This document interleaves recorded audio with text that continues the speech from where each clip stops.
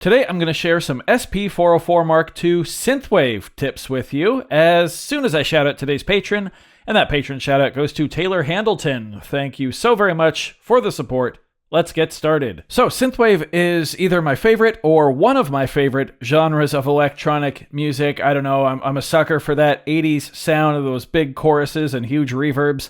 I absolutely love it. And as I've been really getting into the SP-404 Mark II lately, well, I've been actually working on quite a few different synthwave tracks on this thing, and I've actually found kind of a lack of Synthwave 404 Mark II content on YouTube. There are a few videos, and the ones there are excellent, but I figured I would add my own here and give you some tips to make your synthwave tracks sound a little better. Now, a lot of synthwave comes down to just grabbing the right sounds, and most of these sounds came from the MPC plugin Jura, which is a Juno 60 clone. There are some free ones out there too, but really any Juno 60 clone is going to be able to get you quite a few of the sounds you need. So that's not necessarily my first tip, but it definitely helps. Another tip that's not 404 Mark II specific is to use chords with extensions. So in this case, I've got 4 chords on this top row here, and they are all 7th chords.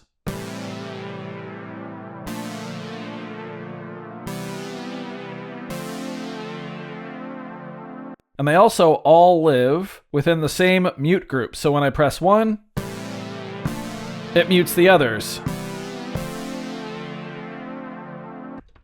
The bass sound that I've chosen also comes from Jura. So I've got those 4 notes there. You'll notice they line up with the chords. And then I also have 4 more bass notes, which are the same exact notes, but down an octave. And if I go into the envelope settings of each of these, you'll actually see that I've rolled off a bit of the attack. And that's actually to help emulate a pumping sidechain feel that is often very common in this style of music. So for instance, the bass line could be something like this.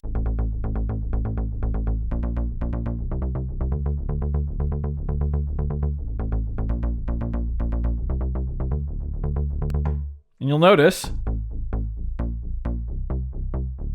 that when I combine it with a kick, which by the way is just a very basic Lin drum kick that I found online, just a basic sample, check this out.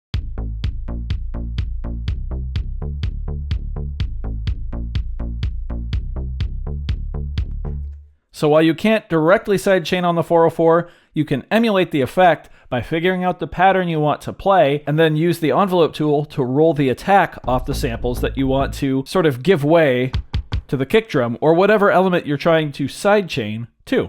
I've got 2 more bass samples down here. These are transition notes, so it's really meant to just help you kind of turn the phrase back to the beginning.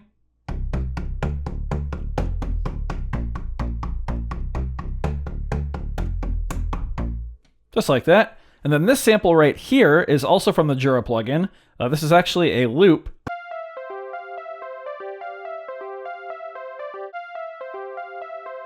Doesn't sound too special on its own. However, once we get into the effects, it'll really take off. Now I've got another page here, and this is where I have my drums as well as a few more synth elements. So all the drum samples are just like that Lin kick. They're all found just on YouTube. Just search Lin drum samples pretty much. Got those 4, and then some toms, some classic Simmons style toms.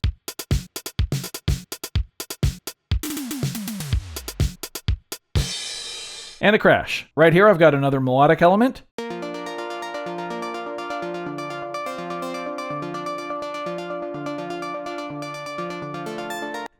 You'll notice it's an arpeggio there that is played to the chord progression I'm going to be using.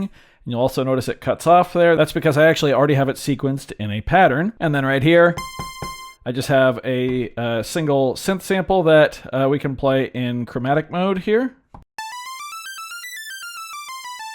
So I know the title of this video is tips, and so far I've only given one proper tip. But the next tip is to sequence your patterns in ways that build. So the first one is just this kick drum here. Now I can exit pattern select.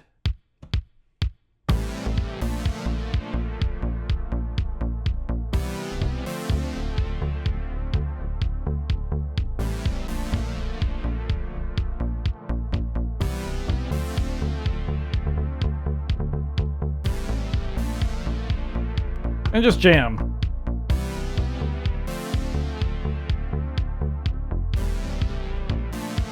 You know, just have fun with it. That's also how I came up with this melodic loop here.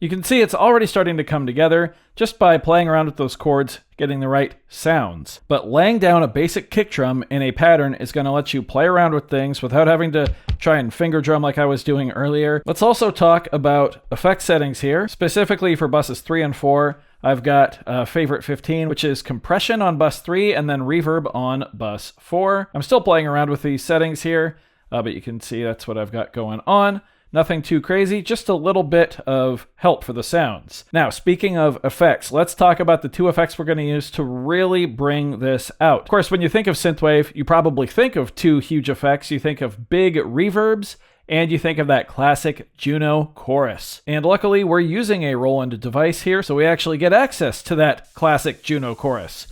I'm going to take the noise out because I don't really care too much for it. We're going to put the balance pretty high.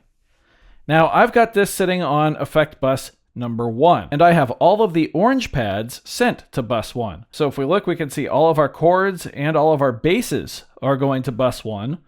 The kick drum is not. If we go to our second set of sounds here, you'll see that the only ones sent to that chorus are the synth that we're going to live play, and then a second copy of the crash cymbal that I forgot to mention. So I'm going to turn it off really quick. Let's have a listen to these chords. Now let's turn it on. Beautiful.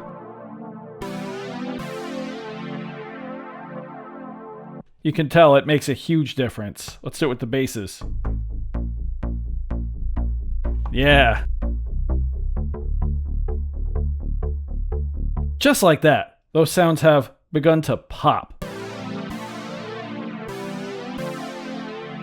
And of course, there's lots of settings here that you can play around with. I took out the noise, but maybe you like it.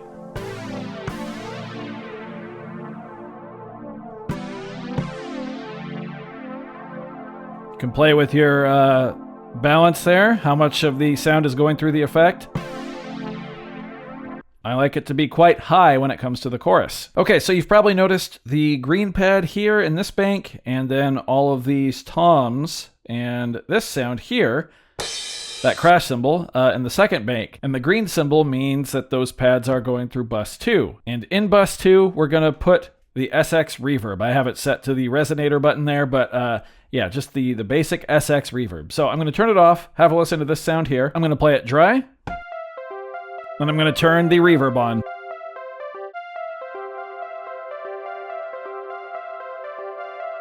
World of difference. Let's go to the next bank here.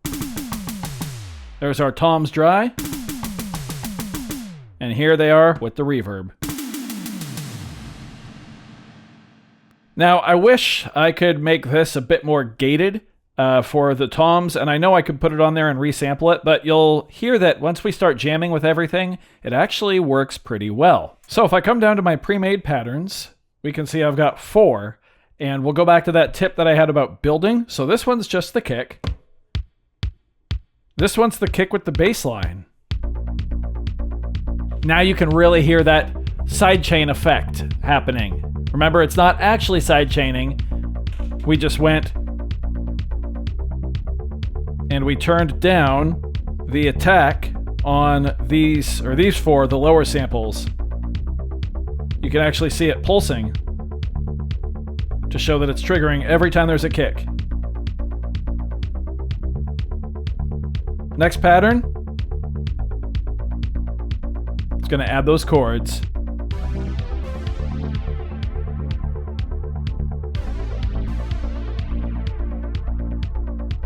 Now we're going to add this sample right here.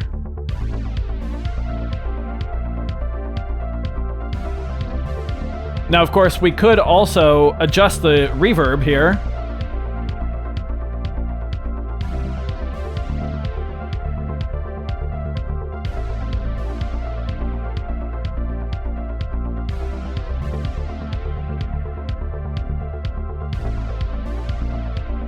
as well as like the volume of the sample.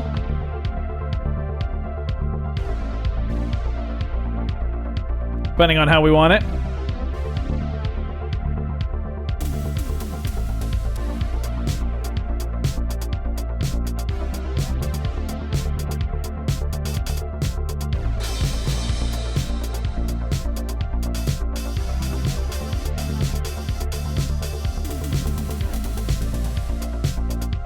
Just grooving. Last pattern brings in that art.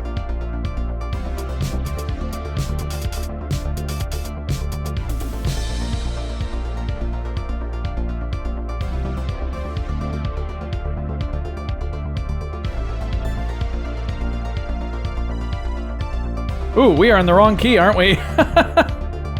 Roll. There we go.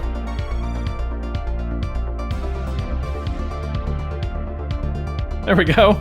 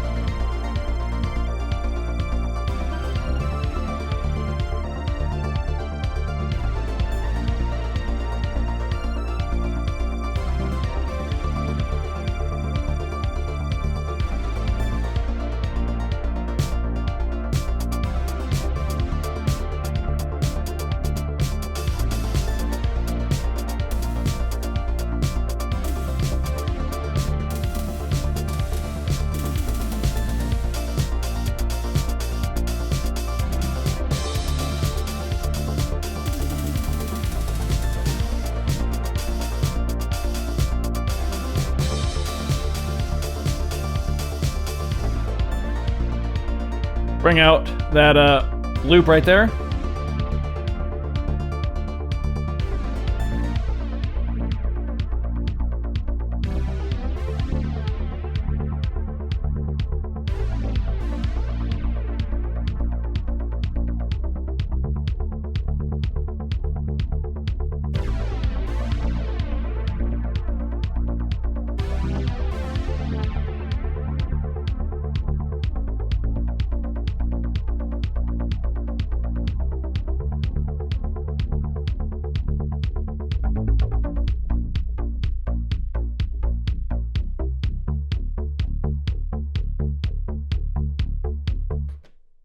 Yeah, there you go. There's a fun little synthwave jam, hopefully a couple tips if you've been looking to make synthwave with the SP-404. It might seem a bit intimidating with no side chaining and the majority of content out there not being related to synthwave, but I promise you can do it. It's a very versatile machine. I did all of this on device, other than just sampling the samples in, from my computer. But you could use any chord samples you find. You could just load stuff in via the SD card. Sample in via USB or the line in. You could even probably go to the tone generator. That is hot. Wow.